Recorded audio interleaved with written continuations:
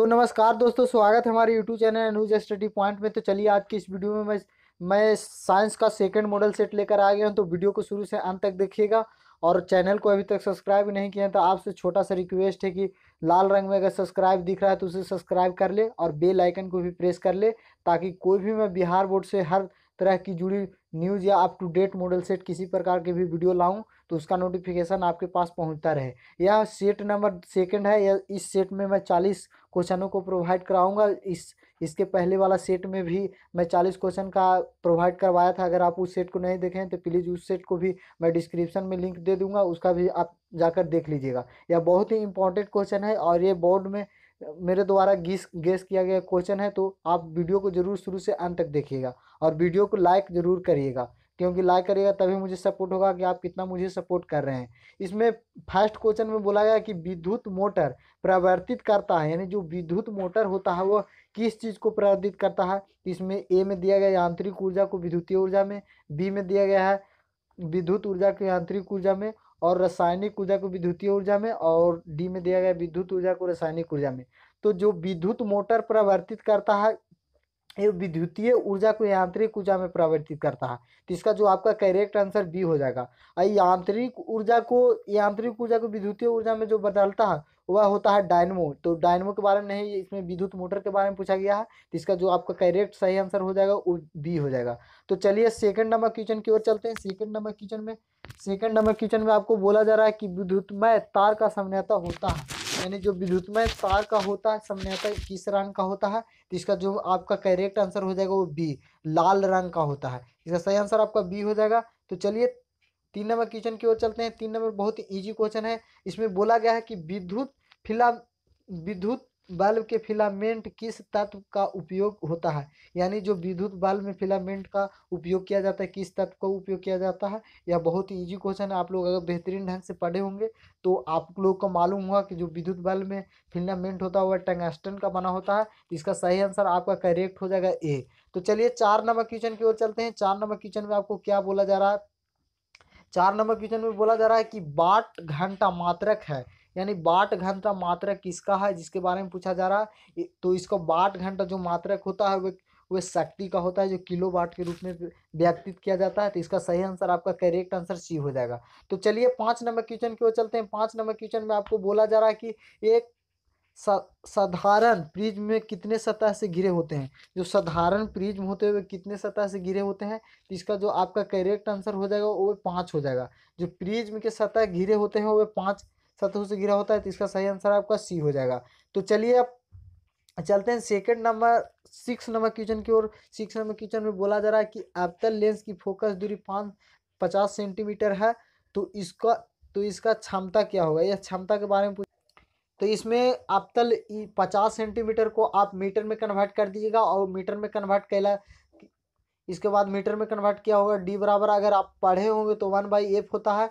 तो एफ इस फार्मूला पर आप अगर सोल्व करिएगा तो इसका सही आंसर हो जाएगा आपका बी, यानी -2f होता है। क्योंकि अवतल दर्पण का जो मुख्य फोकस होता है वह ऋणात्मक भी होता है धनात्मक भी होता है। तो इसका सही जो करेक्ट आंसर आपका हो जाएगा वो बी हो जाएगा। तो चलिए 7 नंबर क्वेश्चन की ओर चलते हैं। 7 नंबर क्वेश्चन में आपको बोला जा रहा है कि प्रतिबिंब का आकार हमेशा वस्तु के बराबर है तो दर्पण होगा, यानी दर्पण के बारे में पूछ रहा है कि वस्तु का आकार किस तरह से होता है। तो मैं आपको इसमें एक सा ट्रिक बताऊंगा। जब भी प्रतिबिंब का आकार वस्तु का, अगर दर्पण में आपको पूछा जाए कि दर्पण में वस्तु का आकार या बड़ा या छोटा, तो वो एकदम कंफर्म रूप से आप अवतल दर्पण मारिएगा। अगर अगर आपको इसी क्वेश्चन को अगर लेंस में पूछा जाए तो लेंस में अपोजिट हो जाता है, यानी लेंस में जो भी क्वेश्चन का मानो कि जो भी वस्तु का प्रतिबिंब बड़ा या छोटा बनता है वह उत्तल लेंस में बनता है। और दर्पण में जब भी आपको दर्पण के बारे में बोल दिया जाए कि वस्तु का आकार या बड़ा या छोटा बने तो वह हमेशा अवतल दर्पण में बनता है। तो इसका जो आपका करेक्ट आंसर हो जाएगा बी। अब वस्तु का छोटा जो दर्पण में बनता है वह उत्तल दर्पण में, तो आप जानते ही होंगे कि उत्तल दर्पण में ऑलवेज हमेशा वस्तु का आकार छोटा बनता है। तो चलिए अब हम चलते हैं 8 नंबर क्वेश्चन की ओर में। 8 नंबर क्वेश्चन में बोला जा रहा है कि जल में हाइड्रोजन तथा ऑक्सीजन की परमाणु संख्या का अनुपात कितना होता है, यानी जल में जो हाइड्रोजन और ऑक्सीजन की परमाणु संख्या होता है। इसका दम आपका करेक्ट आंसर हो जाएगा 8 का करेक्ट आंसर आपका बी हो जाएगा। 2:1 होता है। इसका सही आंसर आपका बी हो जाएगा। तो चलिए अब हम चलते हैं 9 नंबर क्वेश्चन की ओर में। 9 नंबर क्वेश्चन में यह केमिस्ट्री का क्वेश्चन है, अगर आप पढ़े होंगे तो बेहतरीन ढंग से पूछा जा रहा है कि एल्काइन का समान सूत्र क्या होता है।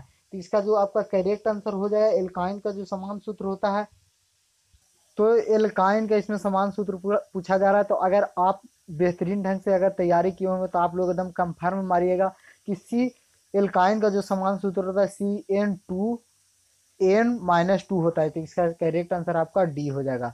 तो चलिए अब हम चलते हैं 10 नंबर क्वेश्चन की ओर। 10 नंबर क्वेश्चन में आपका लोहे का Fe यानी Fe का परमाणु संख्या पूछा जा रहा है। तो 10 में जो आपका एकदम करेक्ट आंसर हो जाएगा वो हो जाएगा, लोहा का जो परमाणु संख्या होता है वो Fe26 होता है। इसका सही आंसर आपका बी हो जाएगा। सही आंसर आपका बी हो जाएगा। 10 नंबर का सही आंसर आपका बी हो जाएगा। तो चलिए हम 11 नंबर क्वेश्चन की ओर चलते हैं। तो चलिए 11 नंबर क्वेश्चन की ओर चलते हैं। 11 नंबर क्वेश्चन में बोला जा रहा है कठोर जल की मृदु मृदु बनाने के लिए सोडियम की किस यौगिक का उपयोग किया जाता है। तो इसमें आपका जो करेक्ट आंसर हो जाएगा वो सी हो जाएगा, सोडियम क्लोराइड का उपयोग किया जाता है। तो इसका सही आंसर आपका बी हो जाएगा। तो चलिए अब हम 12 नंबर क्वेश्चन की ओर चलते हैं। 12 नंबर क्वेश्चन में बोला जा रहा है कि कौन सा अधातु विद्युत का सुचालक होता है। यह बहुत ही इंपॉर्टेंट क्वेश्चन है।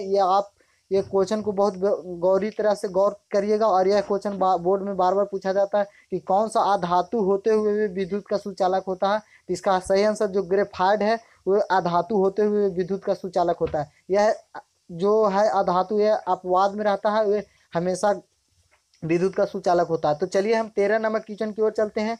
13 नंबर क्वेश्चन में बोला जा रहा है कि निम्न में से कौन सा अम्लीय है। यानी अम्लीय आपको हम बता देते हैं कि जब भी पीएच मान, अगर पीएच मान 7 होता है तो उदासीन होता है, और 7 से अधिक होता है तो क्षारीय होता है, और 7 से कम होता है तो वह अम्लीय होता है। तो इसका जो आपका करेक्ट आंसर हो जाएगा वो ए हो जाएगा। पीएच मान 3 जो होता है अम्लीय होता है। ठीक है, सही आंसर आपका ए हो जाएगा।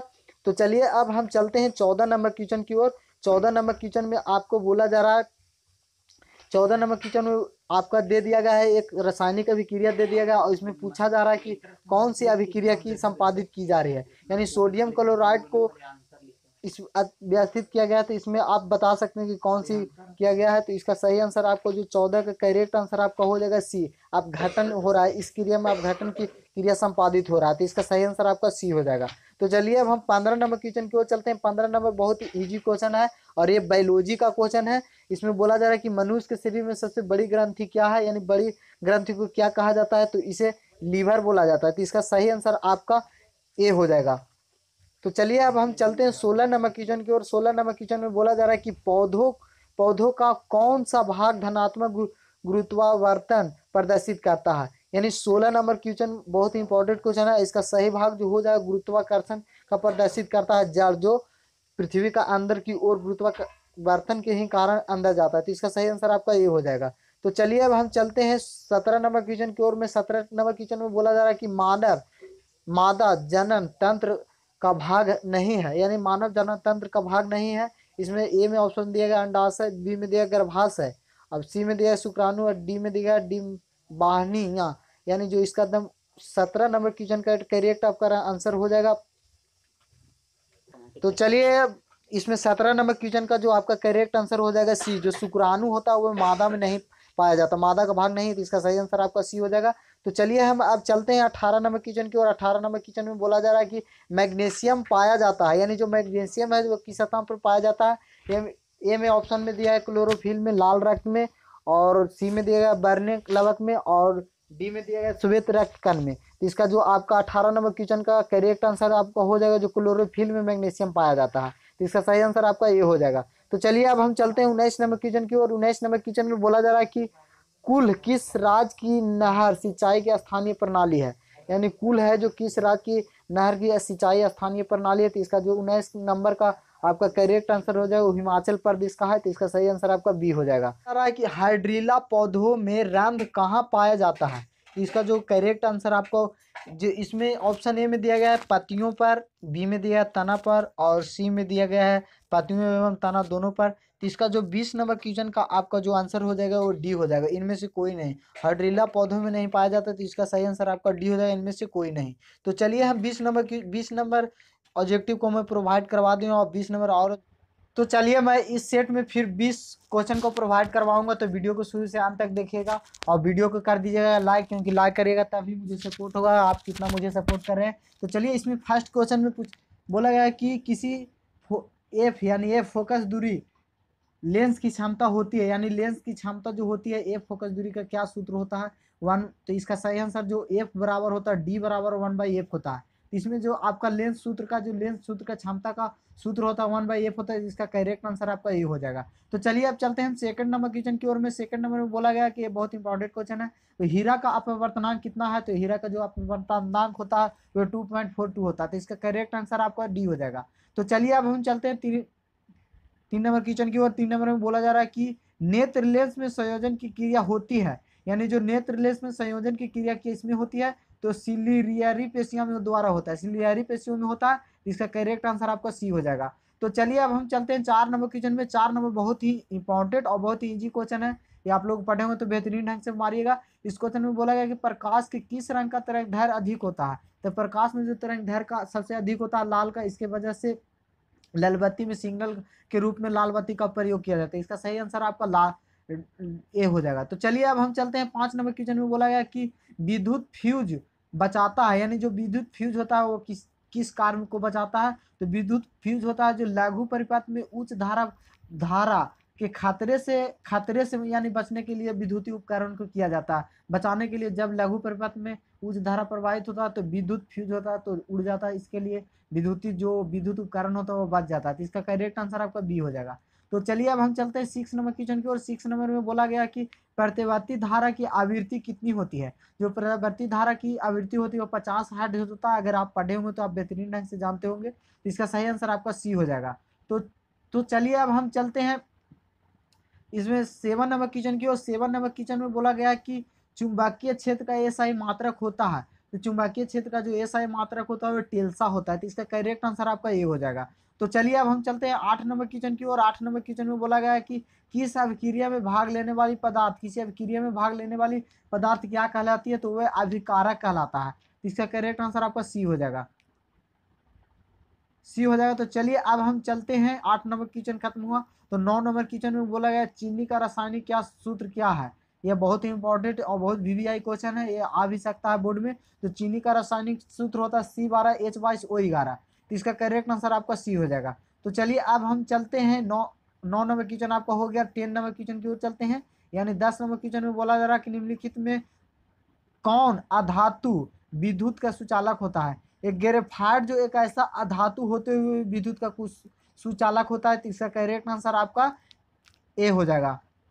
ये अपवाद वाली क्वेश्चन है, ये क्वेश्चन को बार बार रिपीट किया जाए। मैं पिछले सेट में भी इस क्वेश्चन को डाला गया था। यह क्वेश्चन बहुत इंपॉर्टेंट है, आप बेहतरीन ढंग से इसे याद कर लीजिएगा।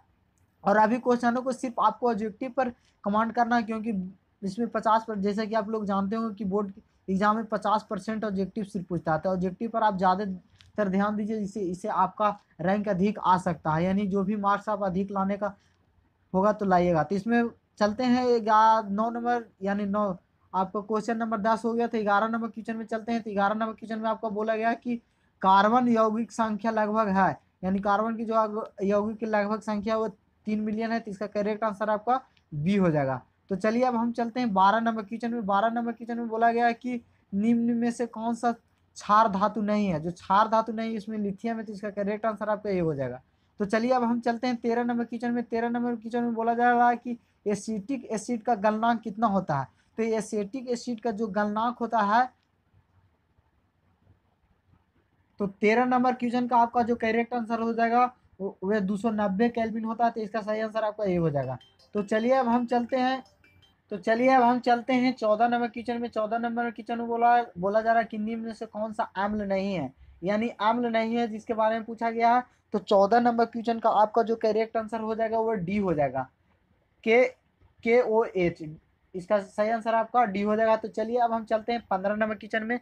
15 नंबर क्वेश्चन में बोला गया निम्न से जैव रासायनिक प्रक्रिया द्वारा वायुमंडल में O2 और CO2 के बीच में संतुलन बना रहता है, किसके द्वारा, श्वसन के द्वारा, प्रकाश संश्लेषण के द्वारा, ये भी दोनों, और डी में दिया गया इनमें से कोई नहीं। तो 15 का जो आपका करेक्ट आंसर हो जाएगा सी हो जाएगा।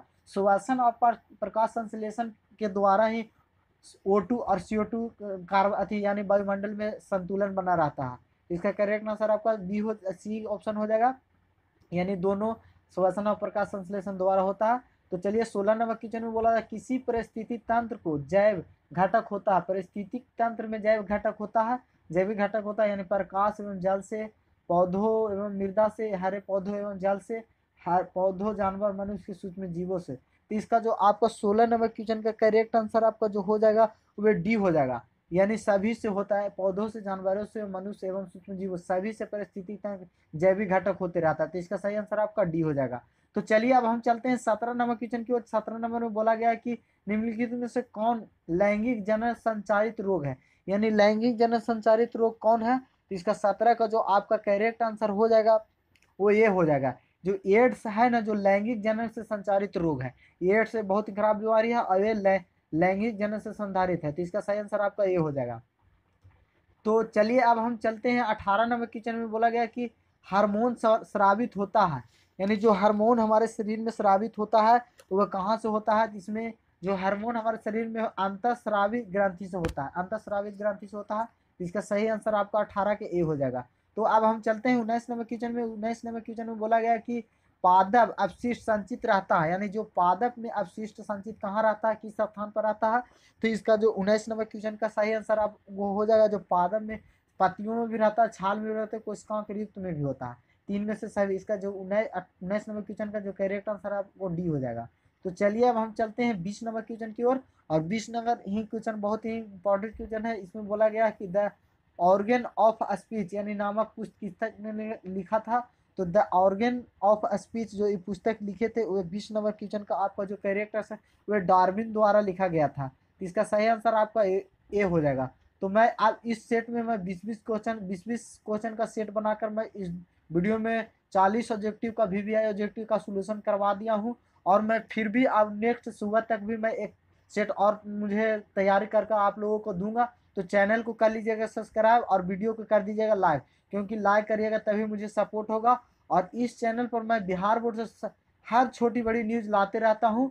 और जब भी कोई भी एग्जाम होता है तो सबसे पहले मैं इस चैनल पर बिहार बोर्ड का सोल्यूशन कर कर ऑब्जेक्टिव का सोल्यूशन लाकर डालता हूं। तो चैनल को कर लीजिएगा सब्सक्राइब, क्योंकि सब्सक्राइब करिएगा तभी आप लोगों को बिहार बोर्ड से हर जुड़ी छोटी बड़ी अप टू डेट आपके पास पहुंचाता रहूँगा। तो चलिए मिलते हैं अब नेक्स्ट वीडियो में, तब तक के लिए धन्यवाद।